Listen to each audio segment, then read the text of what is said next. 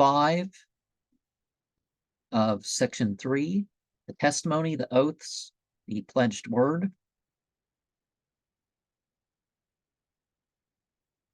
Ash-shahada, al-halaf, al-ahad.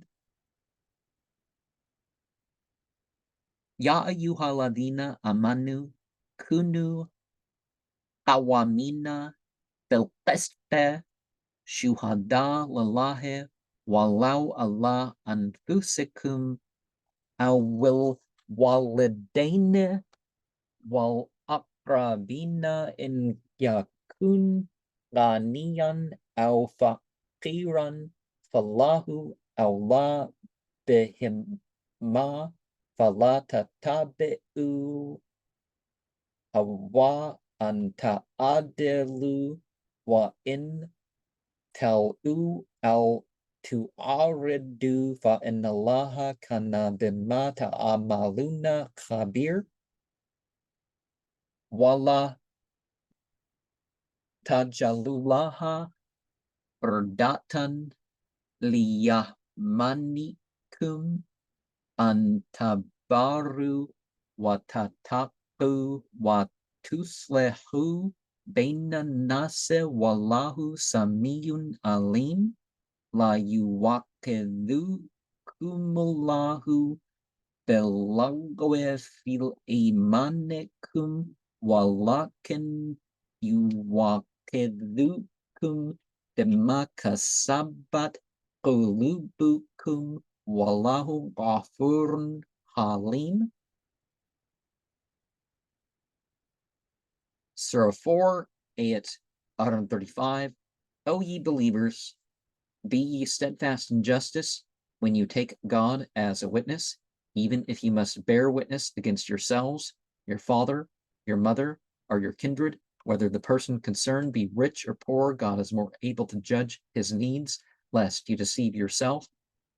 Do not give way to your feelings. If you bear false witness or refuse to give evidence, know that God is of what you do well aware. So do not swerve with your feelings.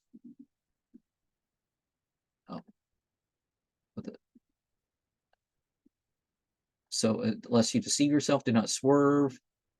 Do not follow your passion. And if you bear false. So if you stray, if you turn aside, and on is meant for on law. Surah 2, ayat 224 to 225. Take not in vain the name of God in your oaths. You would be taking the risk of not being virtuous, of not fearing God, and not making peace amongst men. God hears and knows all. God will not reproach you with taking the oaths rashly, but he will reprove those which you have taken wittingly. God is clement and forgiving. La yuwakidhukumullahu bilagwe fi imanikum walakin yuwakidhukum bima aqadtumu imana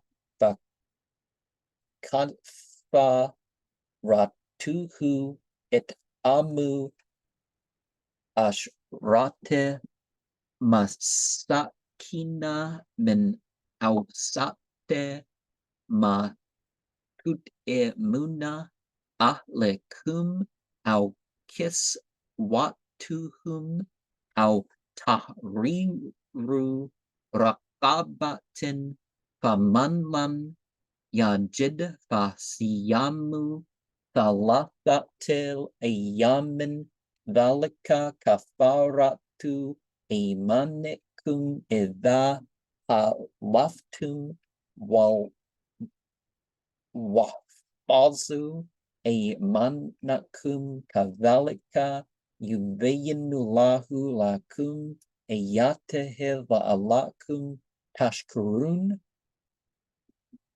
wa awfu bi'ahdillahi idha alaytum wala tanqudu aymana ba'da tawkideha wa qad ja'altu mulahu alaykum kafilan innallaha ya'alamu ma taf'alun.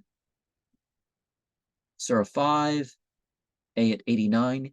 God will not reproach you with taking the oaths rashly, but he will rebuke you for not keeping those whereby you have entered into a deliberate covenant.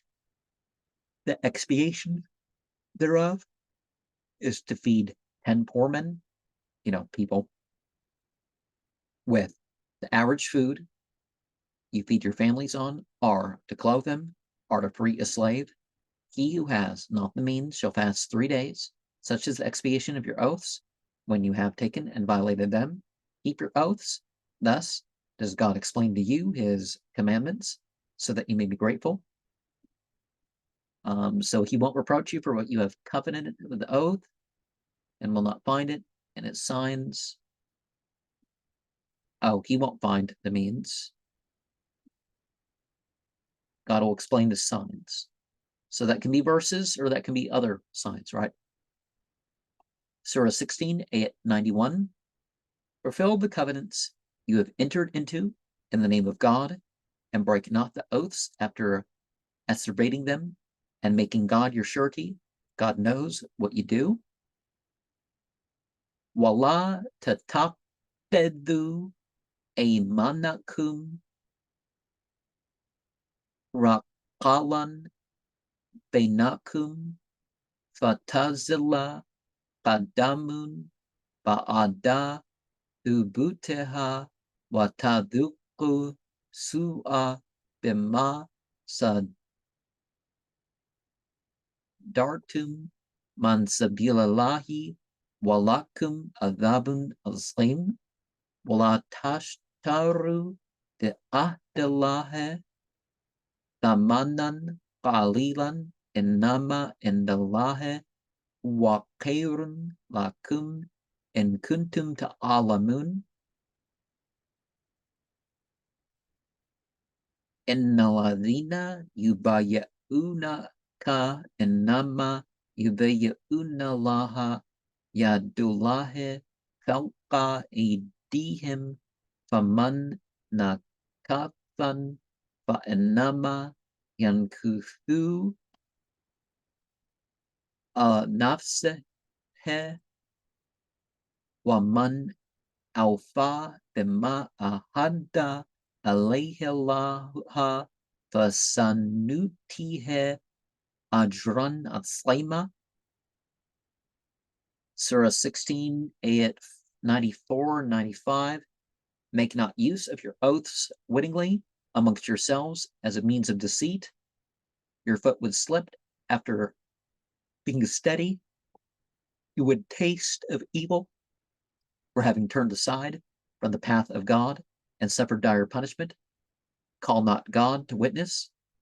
To buy for a little price with God is what is better for you if you do not. If you do understand. Surah 48, Ayat 10. Those who swear allegiance to thee do really swear allegiance to God, since the hand of God rests upon their hands. Whoso forswears himself will do so to his cost. He who fulfills what he has covenanted in the name of God, I shall give him a magnificent reward. And Ayat 18 of that chapter likewise refers to the pledge.